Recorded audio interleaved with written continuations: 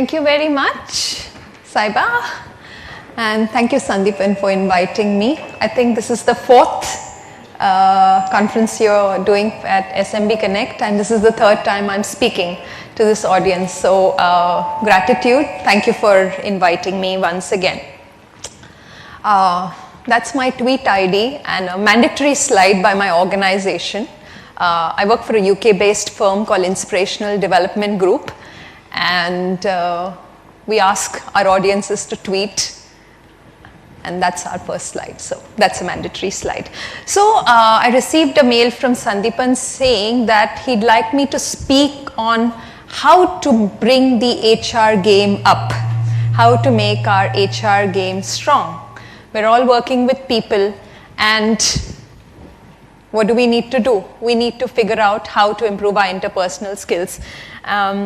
Like Saiba mentioned, I also run the National HRD Network for Pune, and because there's an HR in the National HRD Network, I think that's why I've been invited to speak. Trust me, I've never led an HR team in my life. I've never been part of HR, but yes, I've dealt with a lot of leadership development, and I've dealt a lot of interpersonal skills in the last 19 years, and therefore I think I can spend the next 10 to 15 minutes with you. Right, so very interesting talk by our friend Shailendra here, and he said remove that word small, and I would really agree with him, and that's why I have this big elephant for you above the small medium enterprise. It's time we grow up, right? It's time we become the big elephant. And do you know, so many SMEs from India have become this big global elephant. Can you give me some examples? Which are these companies that started from India ages ago and now they're big global conglomerates? Give me a few examples.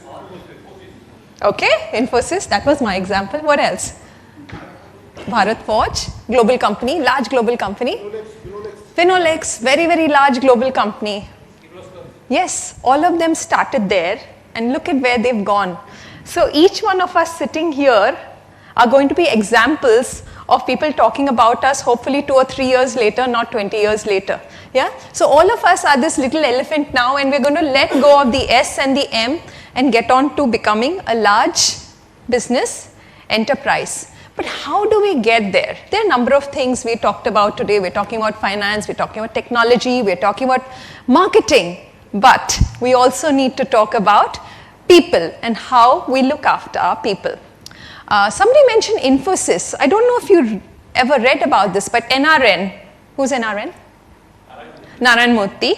He said that my most valuable asset gets out of the door every day at 5 o'clock. And my objective, I may not remember his words verbatim, but my objective in life is to make sure they come back to me the next morning.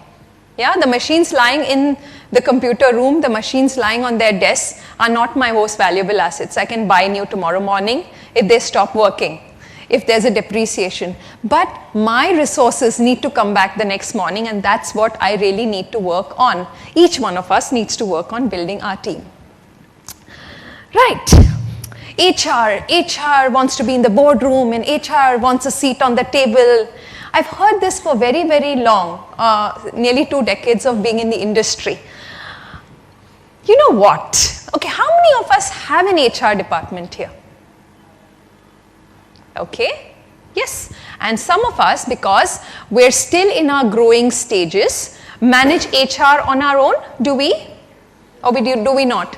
We all do. We all have to. In fact, in very large organizations today, HR is a corporate function, but line managers, business leaders do their own HR, don't they? So just like an Infosys, because the example was taken, or a Kirloskar or a Finolex, we have business leaders managing their own HR. So imagine you are one of those businesses. Yeah, one of those verticals in these large organizations. You manage your own marketing, finance, and you manage your own HR. But, you know, as you grow in your organization, you are always wondering, how can I be a strategic business partner? How can I sit neck to neck with my business head? How can I sit neck to neck with my CFO? When will the CEO call me before he gives a call to the CFO? So we all want to be the strategic business partner. Yeah, I read this on the Aon Hewitt site large people consulting company globally, saying this is a struggle we are always dealing with. Should we focus on becoming the strategic business partner, personal touch with our employees, or should we worry about our tactical day-to-day service delivery? Guess what? If we can tackle with perfection our day-to-day service delivery, whether it is getting resumes for recruitment, whether it's providing resources for training, whether it is the MIS files, or whether it's your performance hikes, or even an exit interview. If we can do each of these things with not only effectiveness, but even clear, accurate efficiency, that's one of the huge criterion to be a strategic HR business partner. So start with your service delivery first. Start with your basics, your tactical first. You will get a seat on the table. Yeah. So this was an interesting one which came to light, and I said, let me share it because it came straight down from Aon Hewitt. And who else would you want to talk about? So how do we bring our HR game strong? I thought, let's get down to the sheer basics, and then we will grow. So let's get to the A, B, C, and D to make it easy for you and I to remember, so that I don't forget my lines either, right? Since I don't have a cheat sheet. So what is the A, B, C, D I need to keep in mind when I'm looking after my HR processes? Because only if that happens, I will look after my people. So what is my A, B, C, and D? And here, another quote by Lawrence at GE. He says, I'm convinced that nothing we do is more important than hiring, developing people. At the end of the day, bet on people, not on your strategies. So let's look at the A, B, C, and D. The first one is the accelerate processes. And you know, as you get larger, each process takes longer, I have noticed. Now, how long does it take to, if a new joinee joins your company, how long does it take to complete the joining formalities on day one? Any examples? Anybody? Anybody? Sorry? 2 hours. Lovely. Yeah? I'm talking about a very large global bank. A friend joined them 4 weeks ago, and last week is when he was allocated his laptop, which means he took 3 full weeks to get his laptop allocated to him. I understand bank, high security, they had a crisis 10 years ago, they're dealing with all of that. But imagine he took 3 full weeks, and I'm talking about a very large global bank with 150,000 employees. It took 3 weeks to get his laptop. How long does it take to go through your day 1, day 2 induction processes?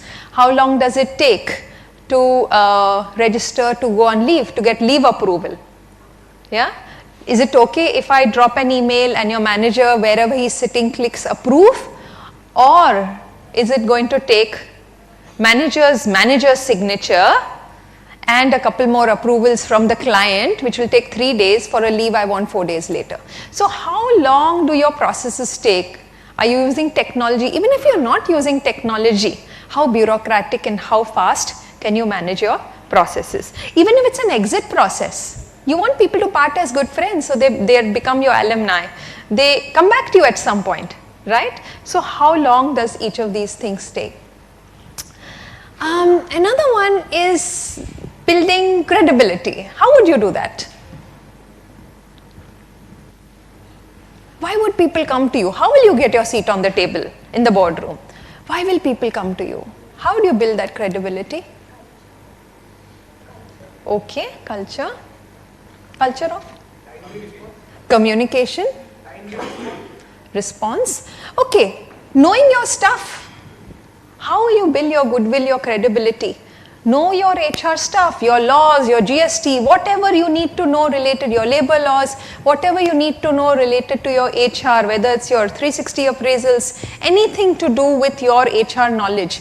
You need to be up to date. If you can't, maybe you can hire an intern to help you. Yeah, today interns are available. If you look at the data by Deloitte, India and Indonesia and the Philippines, they have a median age of 27, 28-year-old employment age today. So imagine how many thousands and lakhs of millennials are coming up available for work, and not everybody is looking for money. Hire an intern, hire someone who is currently completing a degree in HR to help you. I don't think it's going to be very difficult. Approach these colleges. You may not approach a tier 1 business school, but maybe a tier 2 business school who could help you. I've hired a couple of interns, it's worked for me. And to share with you, I work for an SME myself, and I want to get to the ME and to large enterprise myself. And know the knowledge of the business. When you're sitting with the business, do you know what your company does? That HR person you're hiring, that intern you're hiring, person needs to be able to sit with the business to understand what they do, and person needs to understand the business. Otherwise, again, the HR team does not have credibility. C for cultivating and growing everlasting relationships. They say you cannot build trust at the line of departure when you're going to war. You have to do it in advance. You have to spend time with people. You have to have lots of cups of chai. You have to have spend time with people, keep in touch with people. You have a colleague in hospital. Instead of calling him to check on data, how about going and visiting that colleague, spending a little time with him? It happened to me only last week with a colleague who was here from the UK. I spent a whole day with him. I couldn't go to 2 meetings, but that's something he appreciates. In the last 2 weeks, every time I speak to him, he just can't get over that I missed 2 meetings, very important client meetings, just to go spend time with him. These little things, they matter, and they count for a very, very long time. The D is the discipline of delivery. The D is discipline of decision making. How long do you take and how many times do you postpone the decision? One of the rules in execution is touch one thing only once and let go. Don't keep, let's think about it, let's look over it, karenge, it will never happen. So take a decision. If you're not going to take a decision, inform the person that we are not going to take a decision on this. But let the person know this is the HR policy of your company. But if you keep postponing a decision, it just creates unpleasantness around. Another one is discipline of delivery. When you say you're going to deliver something, can you deliver a little before time? Or can you buy more time? If you're not going to be able to do it on time, but don't deliver after. Because that's a bad name a lot of us in our country are facing, right? We're not disciplined with our execution. If we commit, we better do it, or we buy more time and keep everybody informed. Somebody talked about communication here. Another thing around discipline of delivery is every one of your employees, since you're a new organization, since you're a small organization, and maybe you don't have a formal HR process, will come to you saying, let's do things this way, let's do things that way. Each different business will ask for different things, right? How about you cater to a solution for 80% of your population? Your population could be 10 people or 100 people. How about you create a solution for 80% of the people and then customize it for your outliers? You can always create something else for your outliers. But I think this A, B, C, D is going to really help you. It's not only interpersonal skills. You need to accelerate your processes. You need to look at how you're delivering. You need to build your credibility. You need to build on your relationships. And you need to be able to say no. Very, very tough. And for that matter, not in our country. This is a problem in Asia, right?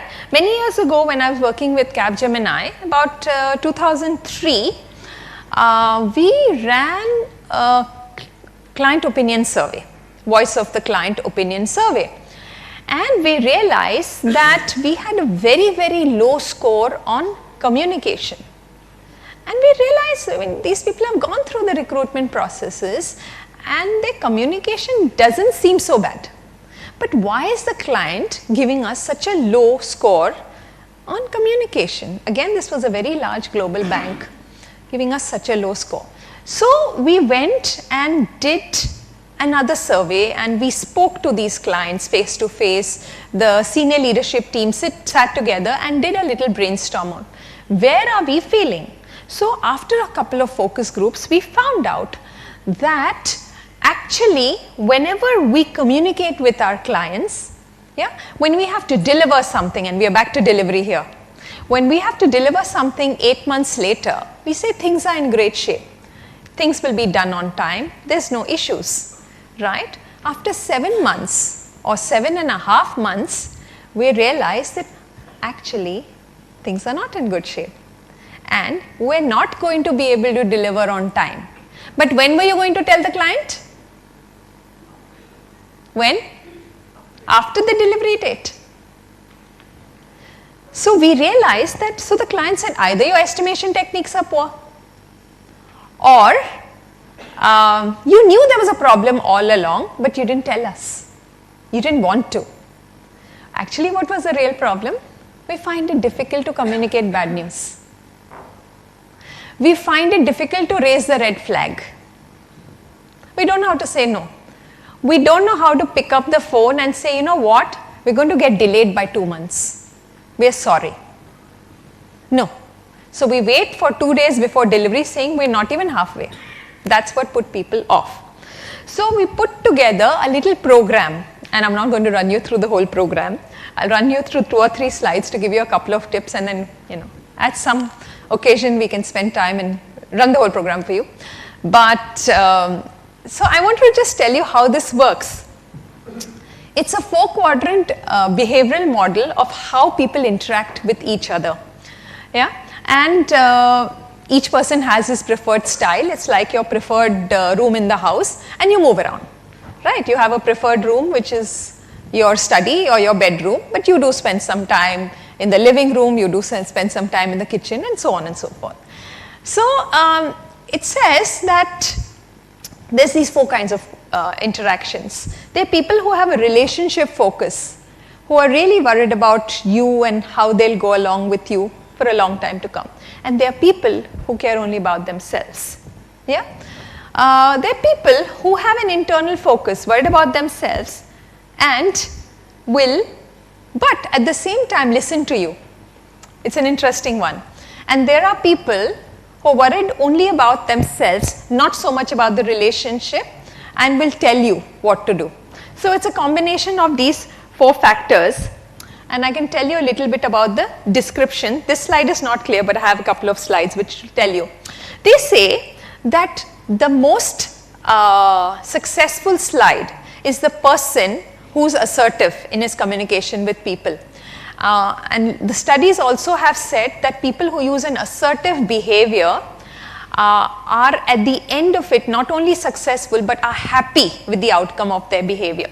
And then the others use style by people who are suggestive, people who are worried about the relationship more than themselves, and they have a receptive will. They like to listen to you. The least used style is passive. So someone who's worried about himself and not telling you what to do. So it's even worse than having an aggressive boss, right? Having a complete, quiet, passive boss. So let me tell you what the assertive body image looks like. It's person who is very, very positive, who comes across with a very, very relaxed state of mind. What else? You tell me. When somebody is coming across very assertive to you, what does his body language tell you? What's his body language like? Sorry? Smiling, okay. He's upright. The gentleman is looking into your eyes. Yes, excellent eye contact. He or she is just with you.